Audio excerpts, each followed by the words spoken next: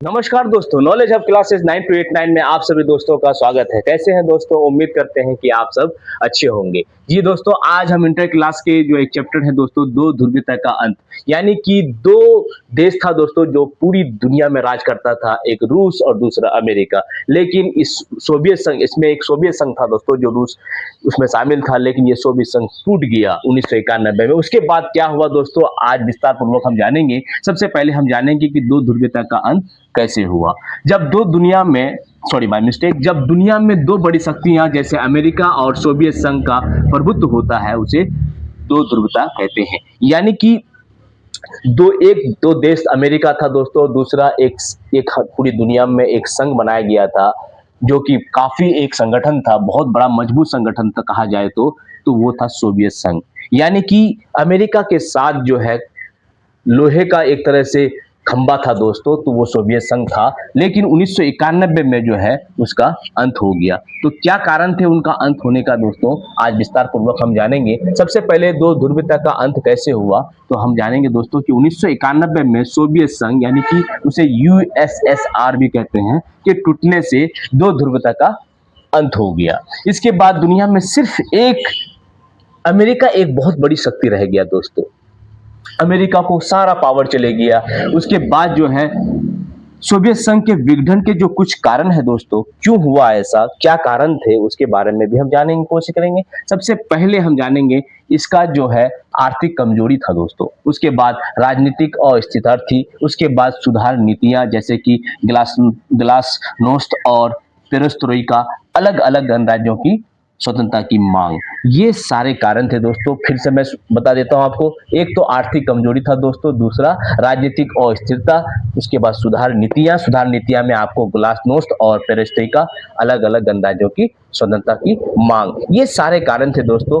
अब सबसे पहली बात, एक सवाल आप लोगों के मन में आया होगा कि ये आखिर ग्लासनोस्ट क्या है दोस्तों। तो ग्लासनोस्ट एक खुलापन, यानी कि जिसको हम लोग कहते हैं फ्रीडम ऑफ स्पीच। कई सारे जो गणराज्य थे दोस्तों, वो फ्रीडम चाहते थे, वो यहाँ से निकलना चाहते थे, क्योंकि संगठन में रहने का मतलब होता है कि संगठन की बातों को, संगठन के नियम और फायदे को लेके चलना। लेकिन ऐसा कुछ कुछ देश जो थे, कुछ कुछ राज्य जो थे, यूं कहे तो वो नहीं चाहते थे कि हम ऐसा करें। तो उसमें क्या हुआ दोस्तों, दरार आ गया।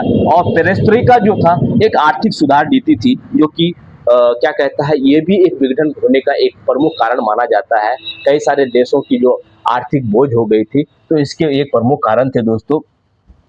उसके बाद जो है शीत युद्ध, इस चैप्टर में अक्सर जो है शीत युद्ध आता है दोस्तों। शीत युद्ध का एक्चुअल मीन क्या होता है? शीत युद्ध का मतलब होता है कि लड़ाई जो है वो बम या बारूद या मिसाइल से नहीं लड़ी जाती है दोस्तों, लड़ी जाती है आपके जुबानी जंग से। यानी कि एक अमेरिका और सोवियत संघ के बीच बिना सीधी लड़ाई के तनाव और प्रतिस्पर्धा को शीत युद्ध कहा जाता है दोस्तों। तो उसके बाद जो है सोवियत संघ के विघटन के बाद दुनिया एक ध्रुव हो गई और अमेरिका सबसे शक्तिशाली देश बन गई दोस्तों।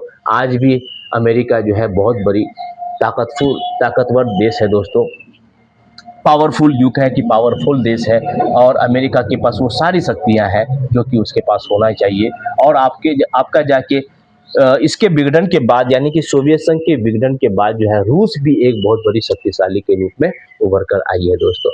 यानी कि सोवियत संघ जो थे तो 15 गणराज्यों को मिला के, यानी कि 15 देशों, यूं मानिए तो देश ही कहा जाएगा दोस्तों, तो 15 देशों को मिला के जो है एक सोवियत संघ बनाया गया था। 15 गणराज्य उसमें शामिल थे। उसमें आपका जाके रूस थे, उसमें यूक्रेन थे, कजाकिस्तान थे, और भी बहुत सारे गणराज्य थे दोस्तों, वो शामिल थे। लगभग 15, आपको याद रखना है कि 15 गणराज्यों को मिलाकर एक सोवियत संघ बनाया गया था। लेकिन सोवियत संघ के जो विघटन के जो कारण थे दोस्तों, बहुत सारे ऐसे जो गणराज्य थे वो फ्रीडम ऑफ स्पीच चाहते थे और संगठन के विरुद्ध काम करते थे, जो कि संगठन को कमजोर कर दिया दोस्तों। उसमें कुछ नीतियां जो लेके आई, जैसे कि आपका जाके सुधार नीतियां लेके आई, ग्लासनोस्ट और पेरेस्ट्रोइका, ये बहुत ही इंपॉर्टेंट है। इसी के कारण जो है, ये दो मेन पॉइंट के कारण जो है दोस्तों इसका विघटन हुआ। और भी नीतियां थी, जैसे कि आपका जाके आर्थिक कमजोरी भी थी और राजनीतिक जो है अस्थिरता भी थी, राजनीतिक भी जो है सही से नहीं चल रहा था। यानी कि अपने ही संगठन के बीच में यानी कि भेदभाव आ गया। यूं कहें तो यानी कि अलग अलग राज्य जो थे, अलग अलग राज्यों की मांग अलग अलग होती जा रही थी और समस्याएं खड़ी होती जा रही थी, समस्या और बढ़ रही थी, जिसके कारण इसका विघटन हो गया 1991 में।